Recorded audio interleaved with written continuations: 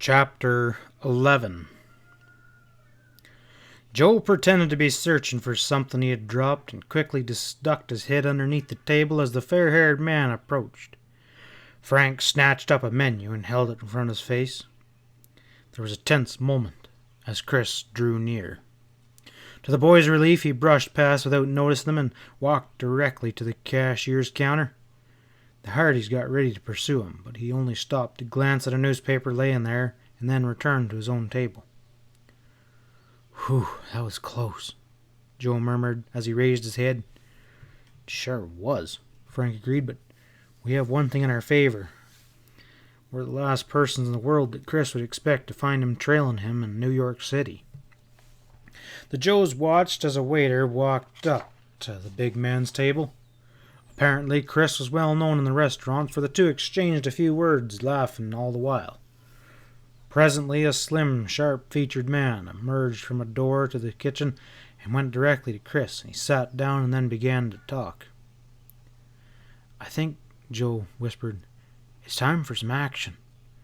How about I go outside and look for a policeman?" "It's a good idea, Joe. I have a feeling the man with Chris should be investigated too. He may be one of the smugglers."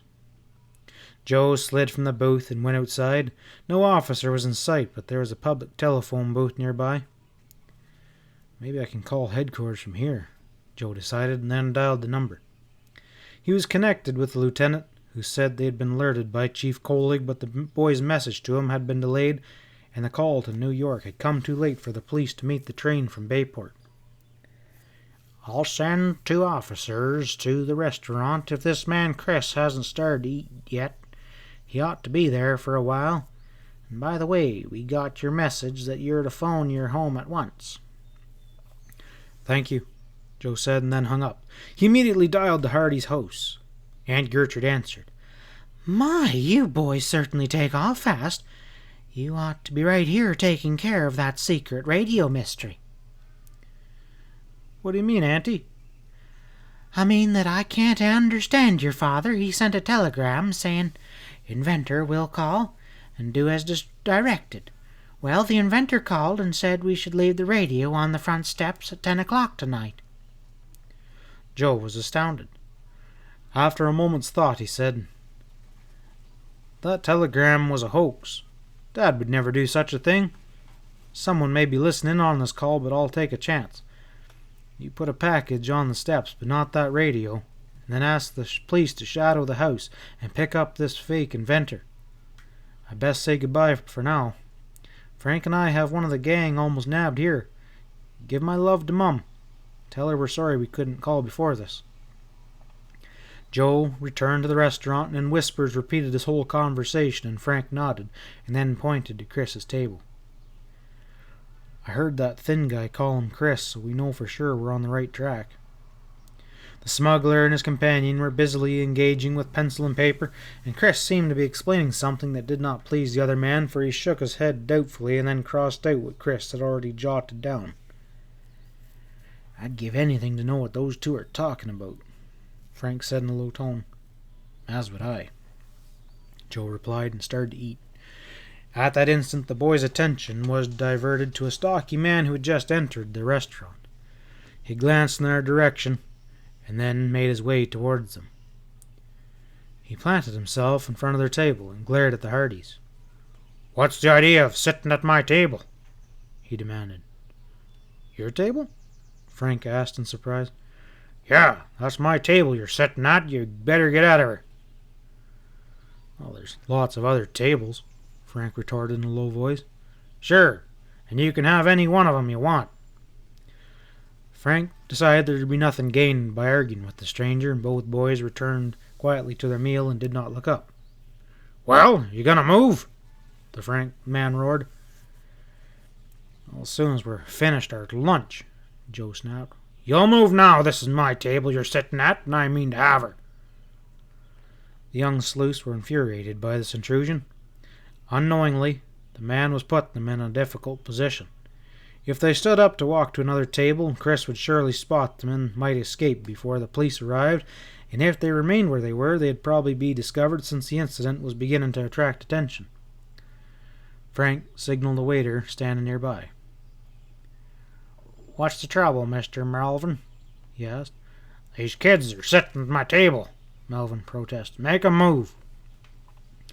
The waiter looked uneasily. "I can't ask these young men to move, Mr. Melvin. They were here first."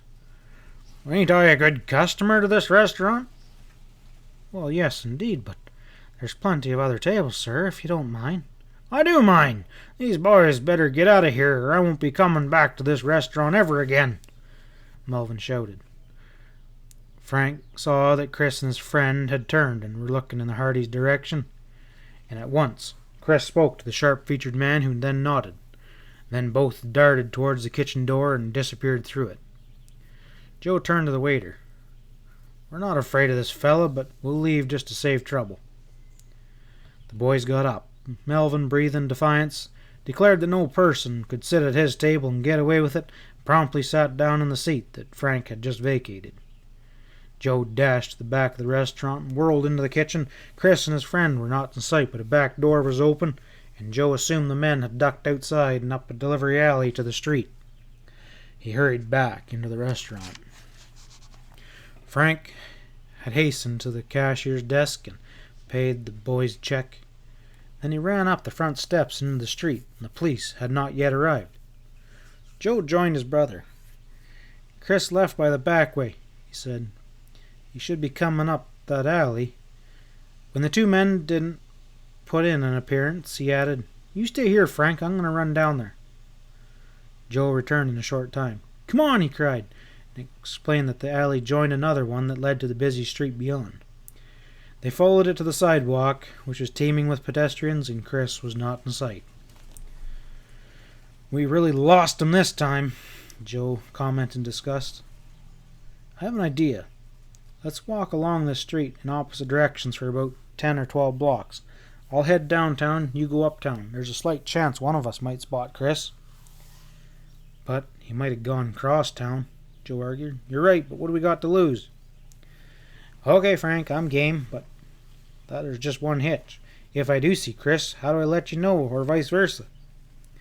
Joe looked around and pointed to a public telephone booth. He walked over, jotted down the number. Rejoining his brother, he said, "We'll meet back here in half an hour. However, if one of us gets back and the other ain't here, I say stay by the phone and wait for a call." He handed Joe a copy of the number and took one himself. "Here's hoping," Joe declared with a grin as the boys went their separate way.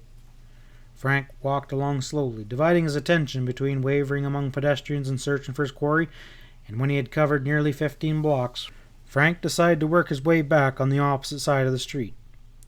He stopped for a moment at an amusement arcade to watch the people playing at the various coin-operated machines, and as Frank was about to continue walking, his eyes widened in surprise. Towards the rear of the arcade, a big fair-haired man was engaging in a conversation with three ominous-looking characters. Frank carefully edged his way inside the arcade for a better look. He was certain now. The man was Chris. End of chapter 11.